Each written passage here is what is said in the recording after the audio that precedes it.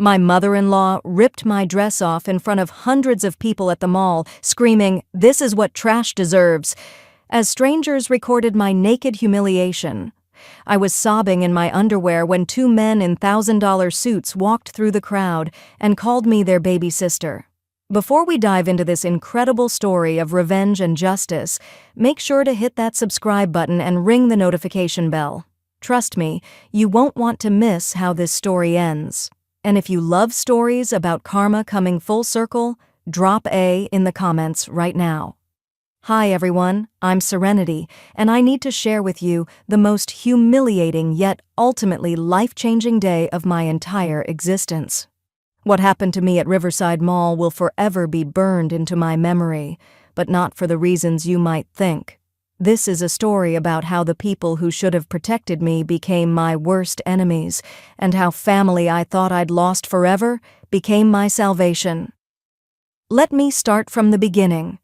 2 years ago, I married Kevin, and I thought I was getting a fresh start in life. I came from a very modest background. My parents passed away when I was young, and I was raised by my grandmother in a small apartment downtown. I had 2 older brothers, Ryan and Lucas, who were incredibly smart and ambitious. After college, they both moved overseas to pursue business opportunities. We slowly lost touch over the years, mainly because I was so focused on building my own life and, honestly, because I was embarrassed about how little I had achieved compared to them. Kevin seemed perfect when we first met. He was gentle, kind, and came from what appeared to be a successful family. His parents, Patricia and George, lived in a beautiful house in the suburbs. His sister Monica was always dressed in designer clothes and drove expensive cars. I thought marrying into this family would give me the stability and belonging I'd always craved. I was so terribly wrong. From the very first day I moved into their house, Patricia made it clear that I wasn't welcome. She would make comments about my cheap clothes, my simple background, and my lack of education. "I don't understand why Kevin settled for someone like you," she would say while sipping her morning coffee. "He could have had any girl from our social circle." George would just nod along, never standing up for me, while Monica would laugh and add her own cruel remarks about my appearance or mannerisms. The worst part was Kevin's reaction to all of this. The man I married, who had promised to love and protect me, would just stand there silently whenever his family attacked me. Sometimes he would even join in, making jokes about how I needed to improve myself if I wanted to fit into their world. I felt like I was drowning in a sea of constant criticism and rejection. I worked part-time at a local bookstore, and even though the pay wasn't much, I contributed most of my earnings to the household expenses. Patricia would take my money but still complained that I wasn't contributing enough. She made me do most of the cleaning and cooking, treating me more like hired help than a daughter-in-law. I kept telling myself that things would get better, that eventually they would accept me, but every day brought new humiliations. The breaking point came when Patricia announced she was planning a grand 60th birthday celebration at the upscale Riverside Mall. This wasn't just any birthday party. She wanted to make it a social event where all her wealthy friends could see how successful and refined her family was. She spent weeks planning every detail, from the expensive restaurant reservations to the designer outfits everyone would wear. A few days before the party, Patricia handed me a shopping bag with a smug smile on her face. "This is your outfit for my birthday," she said. Inside was a cheap, bright red dress that looked like it came from a discount store. The fabric was thin and scratchy, and when I held it up, I could see it was at least 2 sizes too small. "Patricia, I don't think this will fit," I said quietly. She laughed coldly and replied, "It's perfect for someone of your status. Besides, we can't have you looking too good and stealing attention from the real family members." Monica was standing nearby and started giggling. "Oh, Mom, that's perfect." "It's exactly what she deserves." Kevin walked by, saw the dress, and just shrugged. "Just wear it, Serenity. It's one day." My heart sank as I realized they had planned this humiliation deliberately. They wanted me to look bad, to feel uncomfortable, to know my place in their social hierarchy. The morning of Patricia's birthday arrived, and I put on that horrible red dress. It was so tight I could barely breathe and so short that I felt exposed and vulnerable. Looking in the mirror, I wanted to cry, but I forced myself to stay strong. Just get through today, I whispered to myself. Just survive this one day. When we arrived at Riverside Mall, I was amazed by how luxurious everything looked.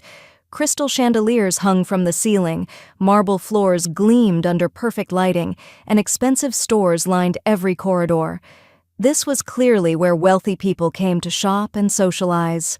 Patricia's friends were already waiting at the upscale restaurant, all dressed in elegant outfits that probably cost more than I made in 6 months. The moment we walked into the restaurant area, I could feel everyone's eyes on me.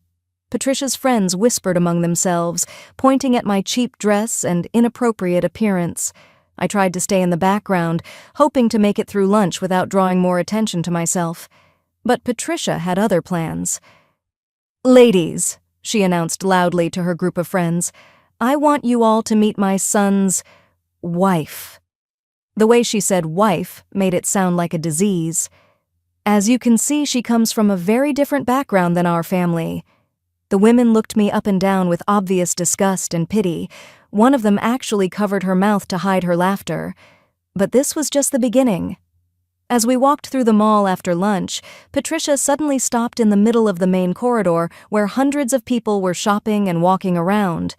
"I cannot be seen with you looking like this," she declared in a voice loud enough for everyone nearby to hear. "That dress is completely inappropriate and embarrassing to our family name." I felt my face burning with shame as shoppers began to notice the commotion. "Patricia, please, let's just go home," I begged quietly. But she wasn't finished with me yet.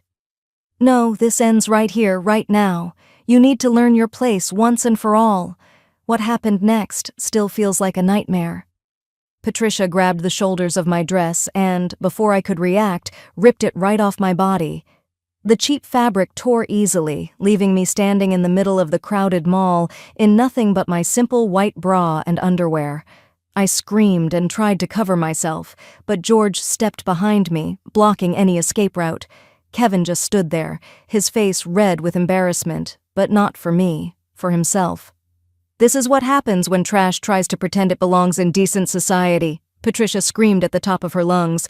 Monica immediately pulled out her phone and started recording everything, laughing hysterically. "This is going straight to social media," she shouted. "Everyone needs to see what a pathetic loser my brother married." The crowd around us grew larger and larger. Some people were laughing, others looked horrified, and many were pulling out their phones to record my humiliation. I was sobbing uncontrollably, trying desperately to cover my body with my hands, while Patricia continued her verbal assault. "Look at her! This is what my son wasted his life on, a nobody from nowhere who doesn't deserve to breathe the same air as decent people." Security guards were nearby, but they seemed unsure about how to handle what appeared to be a family dispute. I felt completely helpless, trapped in the worst moment of my entire life. Patricia then picked up my torn dress and threw it into a nearby trash can. "That's where it belongs," she said with satisfaction. "Just like you." I was crouched on the cold marble floor, sobbing and shaking, when I heard a commotion at the edge of the crowd. People were moving aside, whispering excitedly about something.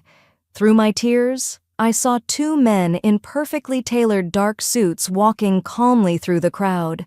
Everything about them screamed wealth and power, from their confident stride to their expensive watches to the way people automatically stepped out of their path. But as they got closer, something about their faces looked familiar. My heart stopped beating for a moment when I realized who they were. Ryan and Lucas, my brothers, were walking toward me with expressions I had never seen before.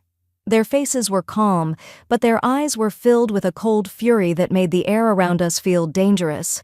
Ryan, my oldest brother, immediately took off his suit jacket and wrapped it around my shoulders.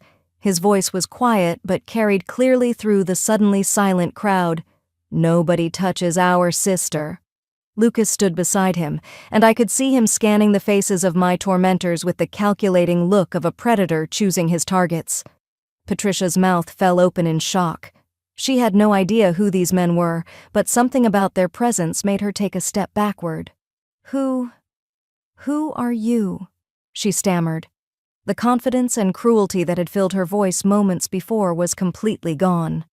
Lucas smiled, but it wasn't a friendly smile. It was the kind of smile that makes smart people very nervous. "Allow me to introduce myself," he said in a voice that sounded like silk wrapped around steel.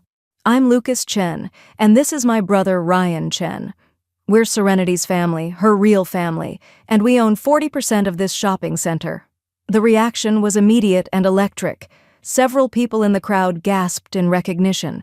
The mall manager, who had been watching from a distance, suddenly came rushing over with a panicked expression on his face. "Mr. Chen, Mr. Ryan, we had no idea you were visiting today. Is there anything we can do for you?" I watched in amazement as Patricia's face went completely white. George started stuttering and backing away. Monica quickly tried to hide her phone behind her back, probably deleting the videos she had just recorded. Kevin looked like he wanted to disappear into the floor. Ryan kept his arm around me protectively while Lucas pulled out his phone and made a quick call. "Yes, this is Lucas Chen. I need our legal team at Riverside Mall immediately. We have a situation that requires immediate attention." He paused, listening to whoever was on the other end. "No, not a business matter. A personal one. My sister has been assaulted and publicly humiliated. I want everything documented and everyone involved identified. The transformation in the mall's atmosphere was incredible. Security guards who had been uncertain before now surrounded us, asking how they could help. The mall manager was apologizing profusely and offering us the use of his private office. Shoppers who had been recording my humiliation were now deleting their videos, apparently realizing they might have legal problems if they kept them. But my brothers weren't finished. Lucas looked directly at Patricia and said, "Ma'am, you just committed assault and forced public indecency on a member of our family. You filmed it, broadcast it publicly, and did it with the clear intention of causing maximum psychological damage. Our lawyers will be very interested in discussing this with you." Patricia tried to backtrack desperately. "Wait, please, there's been a misunderstanding. We're family. It was just a family disagreement. Nothing serious." But Ryan cut her off with a gesture. "You stopped being her family the moment you laid hands on her," he said quietly. "And we stopped caring about your excuses the moment we saw our sister crying on this floor." He turned to Kevin, and his voice became even colder. "As for you, the man who promised to protect her and instead stood by while she was tortured, you're going to discover that there are consequences for breaking promises to people we love." Within an hour, the mall had transformed into what looked like a command center for justice. My brother's lawyers arrived with briefcases full of documents. Private investigators began interviewing witnesses and collecting evidence. The videos that Monica and others had taken were recovered through legal channels and would become evidence in multiple lawsuits. But the immediate consequences were even more dramatic. Lucas made a few phone calls, and I watched in amazement as Patricia's perfect world began to crumble in real time. It turned out that George worked for a company that did significant business with one of my brother's firms. That business relationship ended with a single phone call. Monica's credit cards, which were funded by her parents' accounts, were frozen due to suspicious activity at various financial institutions where my brothers had influence. Patricia's membership at her exclusive country club was suspended pending review after an anonymous tip about her conduct. The restaurant where we had eaten lunch earlier received a visit from health inspectors within 2 hours. Even their mortgage company received a call about reviewing their account status. Kevin, meanwhile, was served with divorce papers that I had secretly prepared months earlier, but never had the courage to file. My brother's legal team delivered them right there in the mall, along with a restraining order preventing him from contacting me or coming near my new residence. The most satisfying moment came when mall security escorted Patricia, George, and Monica off the premises with a permanent ban. As they were being led away, Patricia tried one last desperate plea. "Please, we didn't know who she was. If we had known she had such powerful brothers, we never would have." But Lucas cut her off with a laugh that had no humor in it whatsoever. "That's exactly the problem," he said. "You treated her this way because you thought she had nobody to protect her." You're not sorry for what you did, you're just sorry that there are consequences. That afternoon, my brothers took me to a beautiful apartment they had arranged for me in the city's most exclusive building. As I sat in luxury I had never imagined possible, they explained what had happened to them during our years apart. They had built a technology empire that spanned multiple countries. They owned pieces of everything from shopping centers to tech companies to real estate developments. "We never forgot about you, Serenity," Ryan said as we sat together that evening. "We tried to contact you several times, but your phone number had changed and we couldn't find you. When our friend Daniel recognized you in that family photo Kevin posted on social media last month, we immediately started investigating your situation. We were planning to surprise you this weekend, but then we heard what happened today." It turned out that Daniel, who worked in their company, had gone to school with Kevin and had been following his social media. When he saw photos of me looking thin and sad in various family pictures, he mentioned it to my brothers. They had been trying to figure out how to reconnect with me when they received an emergency call from someone at the mall who recognized me from old family photos they had seen. The weeks that followed were a whirlwind of legal proceedings and life changes. Patricia and George lost their house due to the massive legal fees they faced defending against multiple lawsuits. Monica had to get her first real job in her entire life when her parents could no longer support her lifestyle. Kevin spent months begging for forgiveness, but the damage was done. I finally understood that I deserved better than a man who would watch his family destroy me without saying a word. The most beautiful part of this whole experience wasn't the revenge or the justice, though those felt wonderful. It was rediscovering my relationship with my brothers and remembering who I was before years of abuse convinced me I was worthless. Ryan and Lucas didn't just give me financial security, they gave me back my self-respect and my faith in family. I started working for one of their companies, not because I needed charity, but because I was actually talented and capable. Things I had forgotten about myself. I began therapy to heal from the emotional damage of my marriage. Most importantly, I learned to set boundaries and demand the respect I deserved. 6 months later, I met Andrew, a kind and gentle man who worked as a teacher and treated me like I was precious from the very first day. The contrast between him and Kevin was so stark it was almost funny. Andrew would ask about my day, celebrate my successes, and stand up for me if anyone ever spoke to me rudely. This is what love was supposed to feel like. A year after that horrible day at the mall, I received a wedding invitation in the mail. Kevin was marrying one of Patricia's friend's daughters. Apparently they had found someone else from their social circle who met their standards. I threw the invitation away without a second thought and went shopping for a dress to wear to my own engagement party. Andrew had proposed the week before, and my brothers were throwing us a celebration that would put Patricia's birthday party to shame. The last I heard about my former in-laws, they had moved to a small apartment across town and were struggling financially due to the ongoing legal costs from their actions that day. Patricia had been forced to take a part-time job at a department store, the same kind of job she used to mock me for having. Monica was working as a server at a restaurant and had learned what it meant to depend on tips from customers who didn't always treat her kindly. Sometimes people ask me if I feel bad about what happened to them. The honest answer is no, I don't feel bad at all. They didn't destroy me because they were desperate or scared or protecting themselves. They destroyed me because they enjoyed it. They thought it was fun to humiliate someone they saw as beneath them. The consequences they faced were the natural result of their choices, just like my happiness was the natural result of finally choosing to value myself. Looking back, I realized that the worst day of my life became the first day of my real life. Being stripped naked in that mall was horrific, but it also stripped away all my illusions about the people I had been trying so hard to please. Sometimes you have to lose everything to realize that what you thought was everything was actually nothing at all. My brothers didn't just save me that day. They reminded me that I was worth saving. They showed me that real family doesn't humiliate you to build themselves up. Real family protects you, supports you, and helps you become the best version of yourself. They taught me that having money and power means nothing if you don't use them to take care of the people you love. Today, I work in a job I love, live in a beautiful home, and am married to a man who thinks I'm amazing exactly as I am. My brothers and I talk every week, and they're both godfathers to my baby daughter. Patricia, George, Monica, and Kevin are nothing but characters in a story I tell sometimes to remind myself how far I've come.